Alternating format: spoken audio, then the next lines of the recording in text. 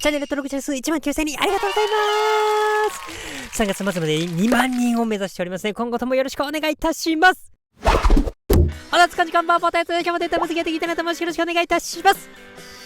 今日はですね、バチョキタシダブタとルーレットの特徴押さえたこーやっていきたいなと思います。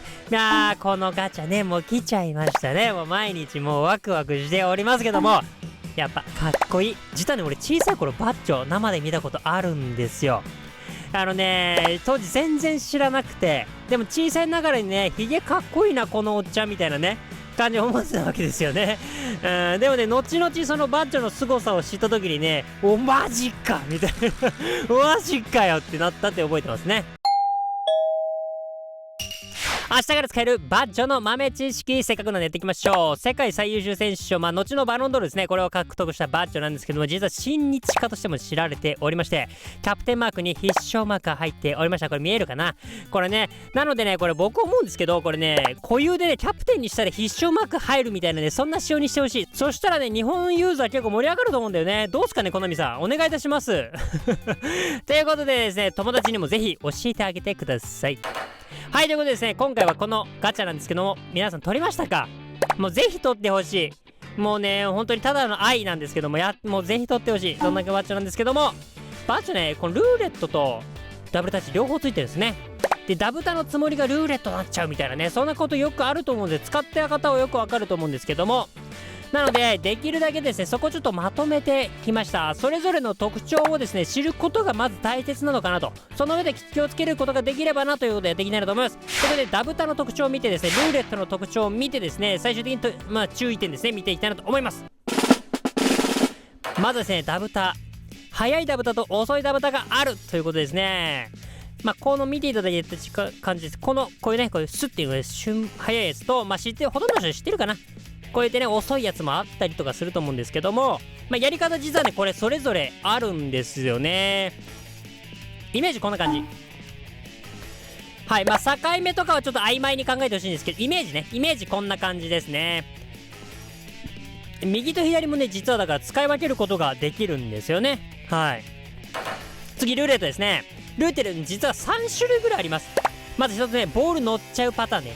もう1でくるってやっちゃうパターンですね。ボール乗っちゃう、くるんってね、こう乗っちゃうパターンでございます。こんな感じかな。はい。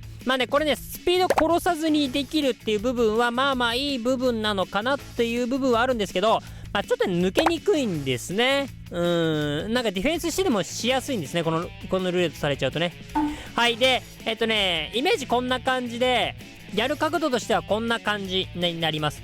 ちょっとね、前気味の時になりやすいかなっていう印象。もうちょっと前かな、この図よりは。でもそんなイメージかな。で、はい、次。2ステップでいっちゃうパターンですね。ポンポンと。もうポンポンと1、2でこう、くるって回るっていうパターンですね。インサイド使ったりとか、足裏使ったりとかね。その時ので若干の違いは出るんですけども、こんな感じで2ステップでいくよと。これね、ファーストタッチ自分側に1回引くんですね。クッて引いてんの分かるかな。これが結構良くて緩急つけやすかったり、ドリブルとのね緩急つけやすかったりとかして、結構抜きやすいですね。さっきのに比べるとだいぶ抜きやすいルーレットになりますよという感じ。特徴としてはこんな感じ。だいたい横に近い方向かな。真横に近いところでやっていくと出やすいですよという感じですかね。もちろんこれじゃなくても出る時あるからね。そこは注意してください。はい。そしてもう一つ、3ステップでやっちゃうやつですね。これね、1、2、3でこんな感じ。1、2、3とこんな感じでね、やっちゃうというパターンでございます。これはなんていうかおしゃれだよね。おしゃれな感じでやっちゃうというところですよね。最後のね、最後のタッチがちょっと大きくなっちゃうんで、若干ね、使いづらさはあるんですけど、発動としてはね、同じ感じ、さっきと同じなんだけど、ダッシュドリブル中だと出やすいっていう感じかな。なんかボールが懐に近かったりすると出やすいのかな。そんな印象はありましたかね。はい。これが大体ダブタとルーレットの特徴になりました。はい、次ですね。ダブタとルーレットがランダムのところがあるということでございます。遅いダブタとルーレットのところになるんですけど、この遅いダブタとこのルーレット。これね、これ乗るやつね。はい、これね2つ比べると分かるんですけど、こう矢印見てほしいんですけど、結構ね同じ角度なんだけどもダブタだったりルーレットだったりということになっていきます。はいはいはい。ということなんですよね。なので、ちょっとね、この、確定とはもちろん言い切れない部分はあるんですけど、若干もしかしたらね、ボールの位置が違うのはあるのかもしれないんですけど、少なくともですね、人の指でやる上でですね、ここの使い分けは多分できないぐらいの感じなのかなと思ってます。なので、これを知っておくだけでもですね、注意できるかなというところですよね。なので、さっきので言うと、ルーレットとダブタがこういう風にね、領域があったとしたら、この境目、このピンクのところ、ここに関してはですね、ランダムになり可能性があるよと。どっちになってもおかしくないよと思っておくことがすごく大事なのかなと思います。はい。というところで今日はもう先に結論。ダブタとルーレットは進行方向を意識してはっきりと使い分けようとします。はい。ということでですね、柄にもなく真面目な結論という形になってきましたけども、今回のね、そのままなんですけど、この図を見る通りですね、中途半端な態度を取ってしまうの良くないよと、そういう感じですかね。もうなんか恋愛と同じです。人生の指針にもなる、そんなゲーム、素晴らしいな、イーフと。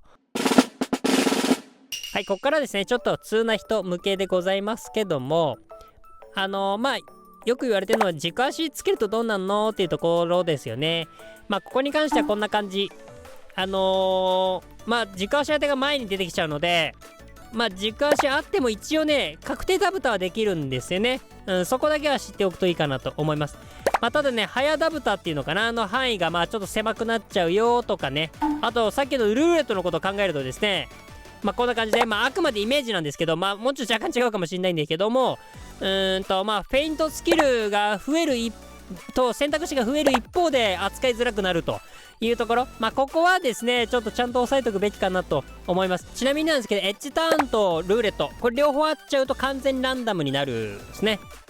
配布のネイマールとかがそんな感じ、いい例なんですけど、この辺ランダムになっちゃうとちょっと違うよねっていうね、確定で出せないのはちょっと違うよなっていう気はしちゃいますが、こういったところをですね、スキル追加の参考にしてほしいなと思います。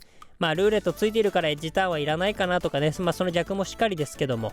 あとは他にもですね、シザースとかエラシコ、ここもですね、ついてくると、ちょっとランダム性が入ってくるので、若干ね、マジでくるというのは知っておくといいかなと思います。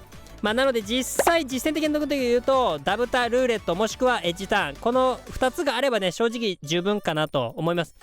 で、シザースはトラップの時に若干ね、実はね、違い出てくるんですよ。これ動画でやってないって、やってないか。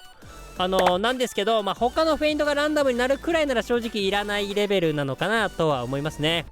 はい、ちょっとね、皆さん、ここまで見てる方は2の方だと思いますので、皆さんのおすすめも教えていただければなと思います。はい、ということでいかがだったでしょうか。皆さん、この結果どう思いますでしょうか。皆さんのご意見、ご感想、クレーム等々あればですね、コメントで教えていただければなと思います。年度内2万人を目指しておりますので、この動画が良かった、参考になった、面白かったなと思った方はですね、高評価、チャンネル登録していただけるとすごく励みになりますので、よろしくお願いいたします。はい、ということで、今回はロベルト・バッジョの動画出してきました。もうなんかそれだけでも嬉しいんですけどね、ぜひ皆さん使っていただいて、ここ辺気になるよとか、バッジョのこれ気になるよとかあればですね、教えてください。ということで、また次回の動画でお会いしましょう。バイバイ。